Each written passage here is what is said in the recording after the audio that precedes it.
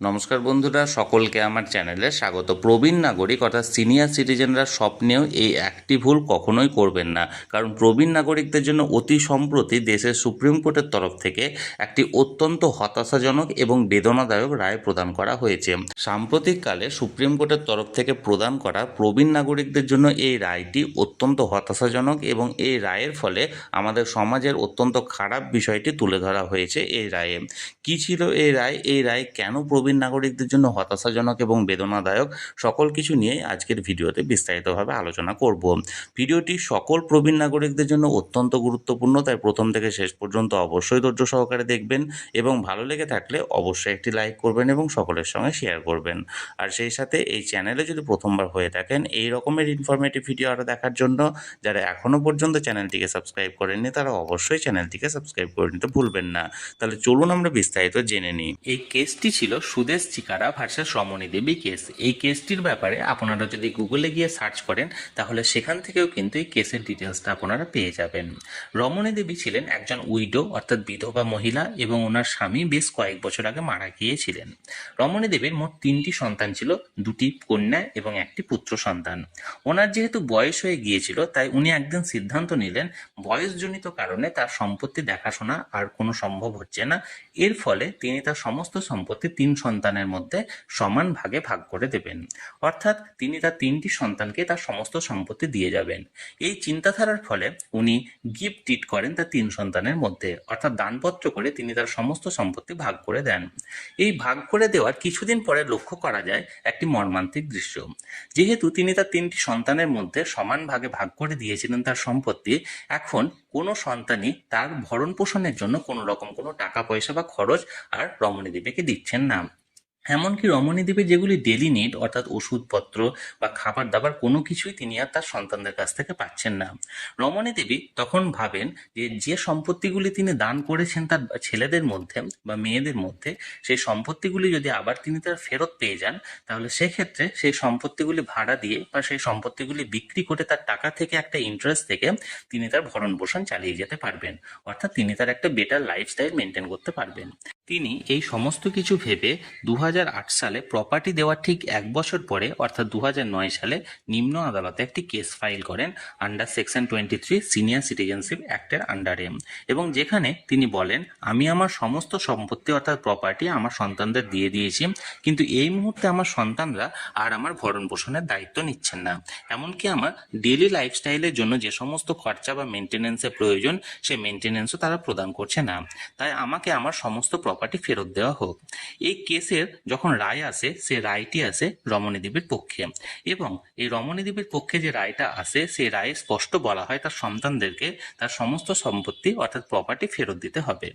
কিন্তু জাজমেন্টের পরেই দেখা যায় একটি অন্য ঘটনা।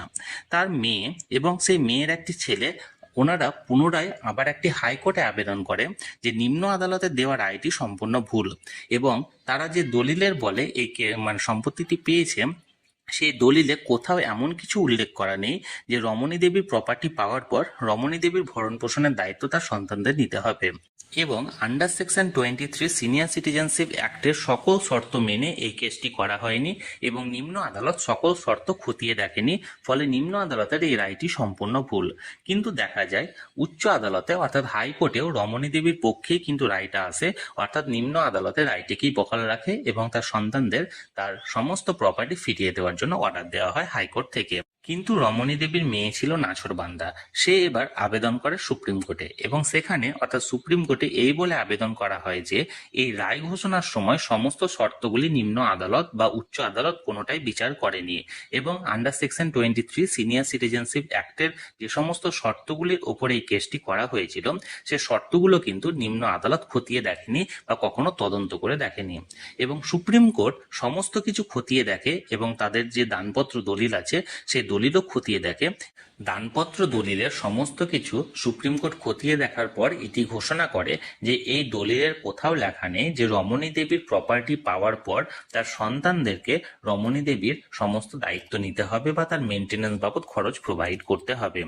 Under section 23 senior citizenship act, যেটা লর অনুযায়ী এই কেসটি করা হয়েছিল, সে লয়ে একটি সম্পূর্ণ শর্ত হলো যে কোনো বয়স্ক ব্যক্তি যদি তার সন্তানদের মধ্যে কোনো কিছু গিফট করে বা দান করে, সেক্ষেত্রে সে দানপত্র দলিলে বা গিফট ডিডে এই শর্তটি অবশ্যই উল্লেখ করতে হবে যে তার সন্তানদেরকে তার সমস্ত ভরণ পোষণের দায়িত্ব বা তার মেনটেন্যান্স বাবদ খরচ তাকে প্রোভাইড করতে হবে। এই শর্ত মোতাবেকই যদি দানপত্র দলিল তার সন্তানরা গ্রহণ করে, তাহলে অবশ্যই তার সন্তানরা তখন তার মেনটেন্যান্স বা ভরণ পোষণের দায়িত্ব নিতে বাধ্য, নচেত কিন্তু দায়িত্ব নিতে বাধ্য নয়। সুপ্রিম কোর্টের এই রায়ের ফলে একটি জিনিস সামনে আসে যে কোনো বয়স্ক ব্যক্তি বা সিনিয়র সিটিজেন যদি তার সন্তানদের মধ্যে বা তার কোনো রক্তের সম্পর্কের মধ্যে তার কোনো প্রপার্টি বা কোনো কিছু দান করে থাকেন, তাহলে সেক্ষেত্রে অবশ্যই সেই দানপত্র দলিলে বা গিফট ডিডে অবশ্যই এই শর্তটি উল্লেখ করতে হবে যে তাকে, অর্থাৎ যাকে দান করা হলো, তাকে তার সমস্ত ভরণ পোষণের দায়িত্ব নিতে হবে। এই শর্তটি উল্লেখ করার পর যদি সেক্ষেত্রেই সেই দানপত্র গ্রহীতা রাজি থাকেন, তাহলে সেক্ষেত্রে দানপত্র করা উচিত, নচেত কিন্তু নয়। কারণ লাভ অ্যান্ড অ্যাফেকশনের কারণে কোনো কিছু দেওয়ার পর তারা কিন্তু বাধ্য থাকে না তাদেরকে পুনরায় ভরণ পোষণ করার ক্ষেত্রে।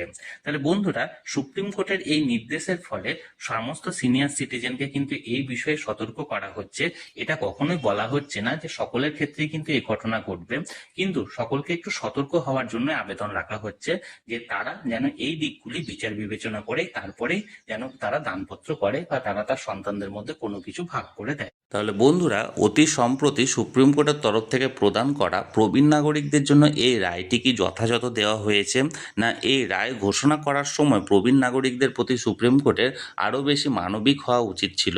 কি মনে হয় আপনার? আপনার মূল্যবান মতামতটি অবশ্যই জানাতে ভুলবেন না। আর এই ভিডিওটি যদি ভালো লেগে থাকে অবশ্যই একটি লাইক করবেন এবং সকলের সঙ্গে শেয়ার করবেন। আর সেই সাথে এই চ্যানেলে যদি প্রথমবার হয়ে থাকেন, এই রকমের ইনফরমেটিভ ভিডিও আরও দেখার জন্য যারা এখনও পর্যন্ত এই চ্যানেলটিকে সাবস্ক্রাইব করেননি, তারা অবশ্যই চ্যানেলটিকে সাবস্ক্রাইব করে নিতে ভুলবেন না। ধন্যবাদ, দেখা হচ্ছে পরের ভিডিওতে।